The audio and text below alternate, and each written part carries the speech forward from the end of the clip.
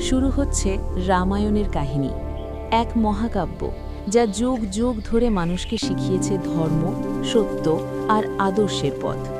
প্রায় ৫,০০০ বছর আগে সংস্কৃত ভাষায় এই অমর কাব্য রচনা করেছিলেন মহর্ষি বাল্মীকি।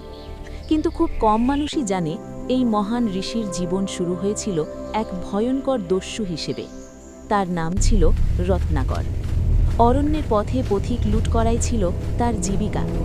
ভয় আর হিংসাই ছিল তার পরিচয়। একদিন ঘটনাচক্রে রত্নাকরের সঙ্গে সাক্ষাৎ হয় দেবর্ষি নারদ মুনির। নারদ মুনির প্রশ্ন আর উপদেশ রত্নাকরের হৃদয়কে নাড়া দিয়ে যায়। তিনি বুঝতে পারেন, পাপের পথে নয়, সত্যের পথেই আছে মুক্তি।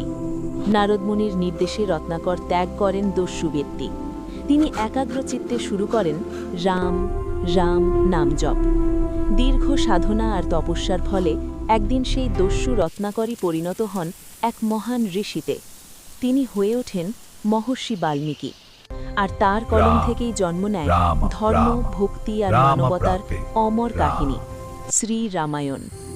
ঋষি বাল্মীকি ছিলেন মা সরস্বতীর মানসপুত্র। শুরু হচ্ছে এক অমর কাহিনী, যেখানে ধর্মের জয় হয়, অধর্মের পরাজয় হয়।